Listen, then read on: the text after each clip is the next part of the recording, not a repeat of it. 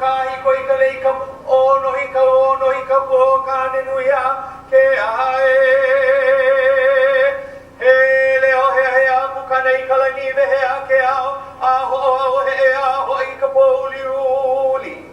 O kuku I ka leo o lono I ka he kili o la la pa waka waka ka wila ka ia na I ka ue.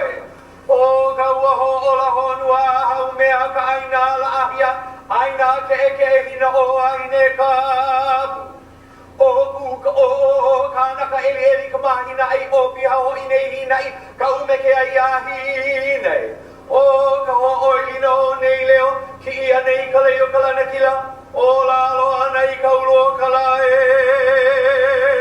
o la aloha ka la hiba hiba ka la hano hano na iwi kupuno Hawaii nei e aloha la e aloha la ka hali ala ke aloha no na iwi kupuna ke aloha la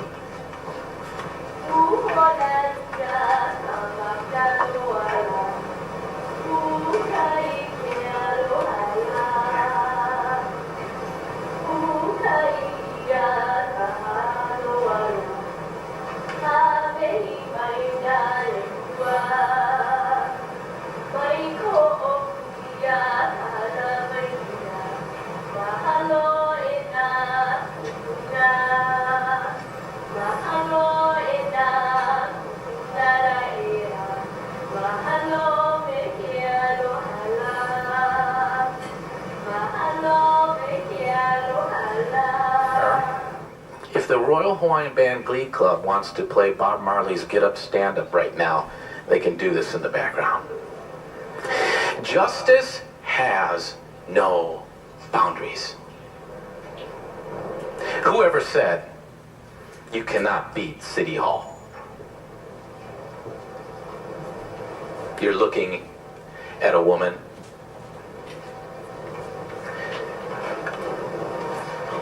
and she beat City Hall.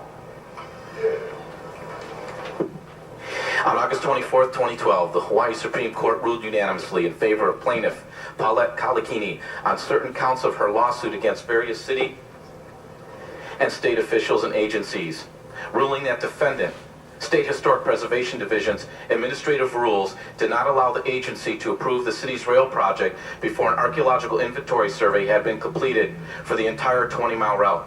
The rail project had been authorized to proceed with separate archaeological inventory surveys for each of 4 construction phases. Paulette Kaleikini is a native Hawaiian who engages in traditional and customary practices, including the protection of native Hawaiian burial remains.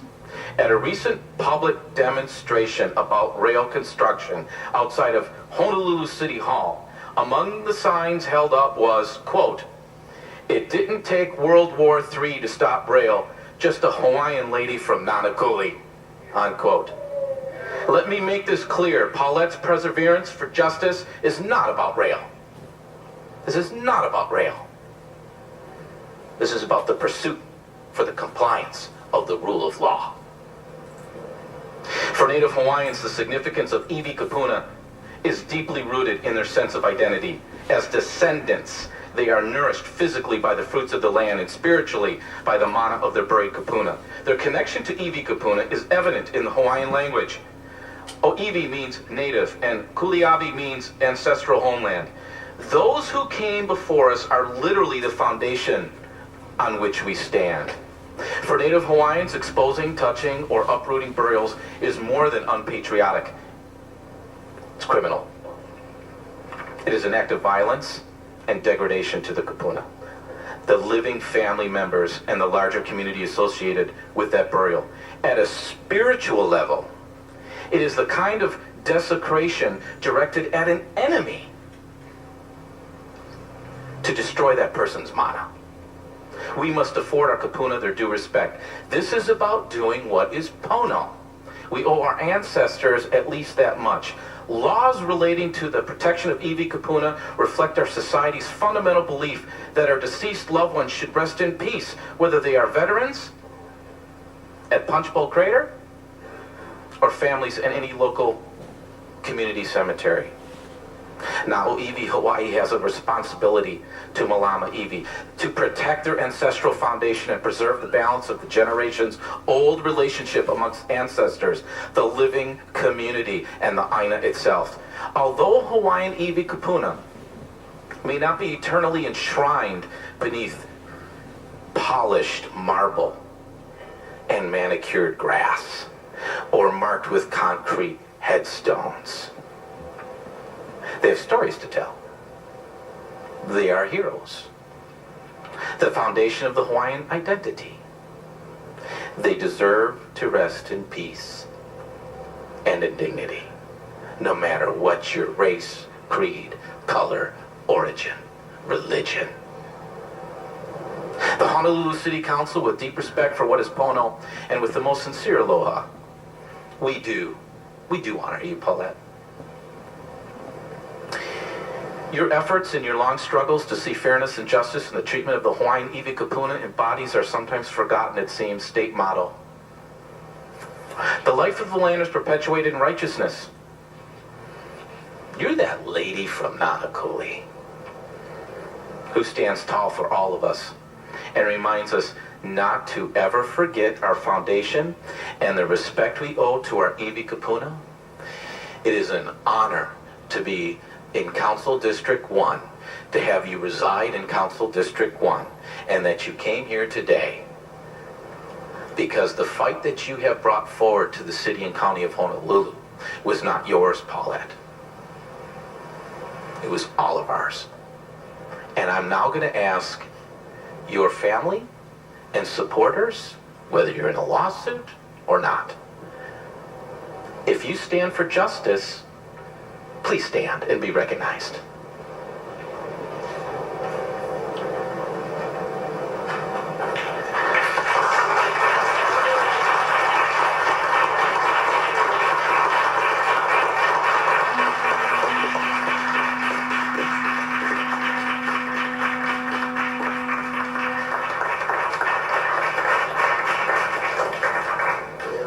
Chair, I conclude my honorary certificate.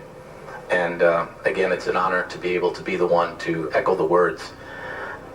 Maybe again, I shouldn't have said anything and we just had a moment of silence. But what I said was for the record, and what I said needs to be put down in posterity for all, that justice again is blind. And all of us here today took the blindfold off. Mahalo. Go ahead,